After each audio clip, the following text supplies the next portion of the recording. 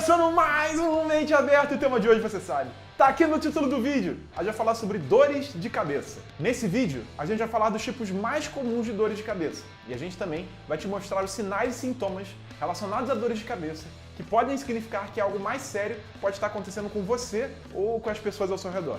Quando eu digo algo mais sério, eu tô falando de coisas realmente graves, como tumores, meningite ou AVE. AVE que também é conhecido como derrame cerebral.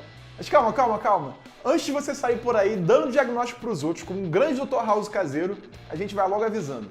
Esse vídeo é apenas informativo. A nossa intenção aqui é que você conheça melhor o seu corpo e assim consiga se expressar de uma forma mais clara para o seu médico. E como eu acabei de falar, você vai expressar isso para o seu médico. É ele quem vai te dar o diagnóstico das doenças que a gente vai comentar aqui e agora. Combinado? Então, sem mais delongas, roda a vinheta e vamos pro vídeo.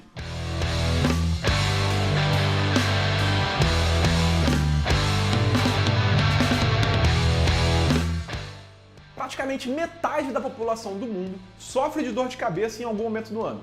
Essa é a conclusão desse estudo realizado pela Sociedade Internacional de Cefaleia. Cefaleia, que é só um nome chique que a gente dá para dor de cabeça. E é claro que nem toda dor de cabeça dessas quase 4 bilhões de pessoas é igual. Existem centenas de tipos diferentes de cefaleias e a grande maioria delas foi classificadas por essa sociedade na terceira edição da Classificação Internacional de Dores de Cabeça. O link dessa classificação a gente vai deixar fixado aqui nos comentários do YouTube para quem quiser dar uma lidinha. A diversidade de doenças é tão grande que existem profissionais de saúde especializados somente no diagnóstico e tratamento dessas dores de cabeça. E por isso mesmo, a gente não vai conseguir falar de todas elas num vídeo de praticamente 10 minutos. A gente vai falar só dos dois tipos mais comuns. A gente vai falar da enxaqueca e da cefaleia tensional. E a gente quer começar falando da enxaqueca, não porque ela seja a mais comum. Ela não é a mais comum. Ela afeta 11% da população, enquanto a outra dor de cabeça, a cefaleia tensional, afeta um número 4 vezes maior de pessoas. Mas eu quero começar falando da enxaqueca porque tem muita gente que chama qualquer dorzinha de cabeça que tem de enxaqueca. E isso, em grande parte das vezes, está errado. A enxaqueca é uma doença com sinais e sintomas característicos e com tratamento específico com remédios que você só consegue comprar com receita médica. Tá, beleza. Então, se ela é uma doença tão cheia de características específicas, tão cheia de get-it, a comunidade científica já deve saber com certeza a causa exata dessa condição. Não é mesmo? Não é bem assim não. Existem várias correntes científicas diferentes para explicar essa doença, mas aqui a gente vai ser bem bairrista, a gente vai ser bem clubista. A gente vai falar de uma teoria que foi iniciada por um brasileiro. Lá em 1944, o carioca Aristides Leão desenvolveu sua tese de doutorado na renomada Universidade de Harvard, nos Estados Unidos. E durante seus estudos, esse cientista descobriu um fenômeno neurofisiológico conhecido como depressão cortical alastrante. Esse fenômeno significa basicamente que alguns estímulos neuronais vão gerar no córtex, vão gerar na superfície cerebral, uma redução da atividade dos neurônios que se espalha em todas as direções, como se fosse uma pequena pedra caindo numa grande bacia de água. E se a gente for pegar esse estudo aqui, feito em 2017 por Aaron Shane, a gente vai ver que essa depressão alastrante parece dificultar a retirada de escórias metabólicas que os neurônios produzem. Isso quer dizer, basicamente, que essa tal depressão alastrante dificulta a retirada do lixo que acaba se acumulando perto dos neurônios quando eles estão desenvolvendo suas atividades normais.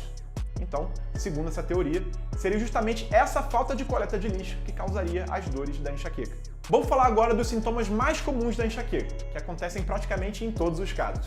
A dor da enxaqueca tem como característica acontecer apenas de um lado da cabeça.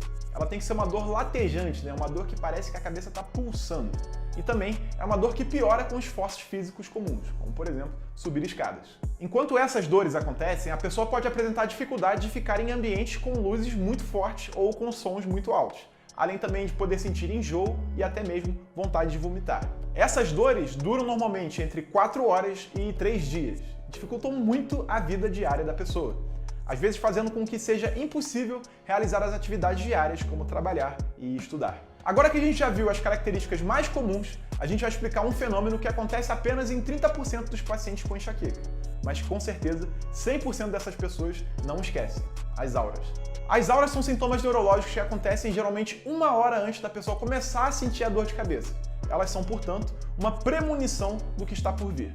Esses sintomas neurológicos são o resultado de uma perturbação no funcionamento normal de alguma área do cérebro. E isso geralmente é causado por aquela onda de depressão cortical alastrante. E esses tais sintomas neurológicos que a pessoa sente vão depender de qual região do cérebro está sendo afetada pela onda de depressão. No caso, a aura mais comum é a aura visual, quando a pessoa experimenta variadas alterações no campo visual, como por exemplo pontos cegos, pontos brilhantes e até mesmo linhas em zigue-zague coloridas que parecem flutuar na frente dos olhos. Isso acontece porque o distúrbio ocorre na região do cérebro responsável pela interpretação da visão, na região logo aqui atrás da cabeça, conhecida como lobo occipital. Existem outros tipos diferentes de auras, como as auras sensitivas, que é quando a pessoa pode sentir, por exemplo, alguma parte do corpo fumigar. A gente também tem as auras afásicas, que é quando a pessoa perde a capacidade de falar. E também as auras plégicas, que é quando a pessoa perde a força dos músculos de alguma região do corpo. Todas elas acontecem porque a região do cérebro responsável pelo tato, pela fala e pelo movimento, respectivamente, são afetadas. E assim, a gente tem um defeito no funcionamento do corpo, causado por um distúrbio no cérebro. E como a gente já tinha dito antes, o tipo de dor de cabeça mais comum é a cefaleia tensional. Cefaleia tensional, que como o próprio nome já diz, está relacionada com tensão. Essa tensão ocorre nesses músculos aqui, que ficam em volta da cabeça, na parte de fora do crânio. E a causa dessa dor é a contração prolongada desses músculos, fato que pode ocorrer quando estamos submetidos a situações estressantes. E com isso, tensionamos nossos músculos faciais involuntariamente como uma reação psicogênica ao tal estresse. Para simplificar, bem simplificado, a cefaleia tensional é como se fosse aquela dor nas costas que você tem depois de ficar todo torto, numa posição esquisita, assistindo um vídeo no YouTube no seu celular, como você deve estar fazendo agora. Nesse caso, para manter a posição esquisita, seus músculos das costas passam a ficar contraídos de uma forma extremamente fora do normal, já que eles não foram selecionados evolutivamente para ficar tanto tempo nessa posição torta. E é justamente essa contração prolongada que faz com que os músculos fiquem doloridos. A mesma coisa acontece na sua cabeça, mas lá isso vai se dar por conta da ansiedade gerada por essas tais situações estressantes e por nossa reação psicogênica ao estresse. Para ser classificado como uma cefaleia tensional, a dor de cabeça deve afetar os dois lados da cabeça, né? Ela tem que ser bilateral, ela tem que ser uma dor que aperta, uma dor que esmaga, uma dor que pesa a cabeça.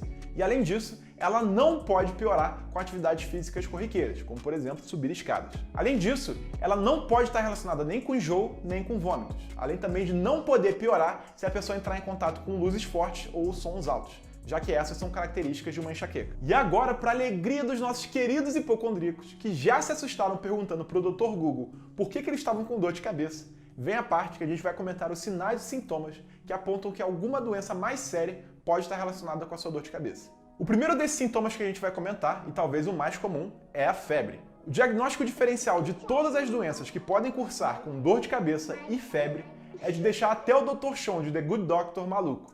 Mas o que você tem que entender é que se você tiver esses dois sintomas juntos, você precisa procurar a ajuda de um profissional de saúde qualificado.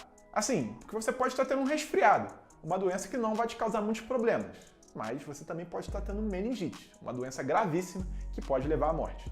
Para diferenciar entre um e outro, você vai precisar de ajuda de um profissional de saúde. Todas as dores de cabeça com padrões novos, ou seja, cefaleias fora do normal, em pessoas maiores de 60 anos de idade, em pessoas com imunodeficiências e em pessoas com história de câncer, devem ser investigadas com cuidado, já que elas podem significar o surgimento de câncer na cabeça, de câncer no encéfalo. Se você tem uma dor de cabeça que piora quando você se deita, quando você espirra ou quando você tosse, você deve procurar um médico o mais rápido possível, já que isso pode significar um problema numa região extremamente nobre do nosso sistema nervoso central, a fossa posterior.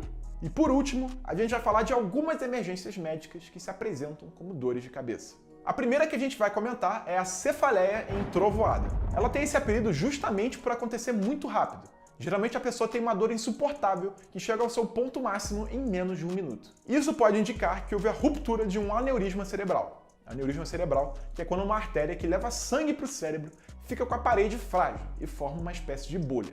Se essa bolha se rompe, o sangue se espalha para dentro da cabeça e gera a dor de cabeça. Isso pode levar a pessoa à morte, e por isso o atendimento médico deve ser imediato. E agora a gente vai falar talvez da parte mais importante do vídeo, que a gente vai falar de dores de cabeça associadas a derrames cerebrais. Geralmente não é só a dor de cabeça que indica para um profissional de saúde que um acidente vascular encefálico está acontecendo. Aliás, o que vai levar um profissional a pensar em AVE são justamente os outros sintomas neurológicos que o paciente pode apresentar. Esses sintomas são inúmeros e só mesmo alguém com experiência vai saber dizer direitinho o que está acontecendo. Mas a gente vai falar de alguns sintomas que você pode testar e indicam fortemente a presença de um AVE. Para isso, a gente vai utilizar a escala de Cincinnati, que foi desenvolvida justamente para diagnosticar derrame cerebral fora do hospital. A escala funciona da seguinte forma. Você vai pedir para a pessoa que você suspeita estar tendo um derrame realizar as 3 ações a seguir. Se ela não conseguir realizar qualquer uma das ações, você deve levar ela para o hospital o mais rapidamente possível. Pede para a pessoa sorrir. Se ela não conseguir um sorriso completo, se ela só conseguir mostrar metade dos dentes, por exemplo, isso indica uma falha. Pede para a pessoa deixar os braços levantados na linha do ombro por 10 segundos. Se um ou os 2 braços caírem, isso indica uma falha. Pede para a pessoa repetir a frase: o céu do Rio de Janeiro é muito azul.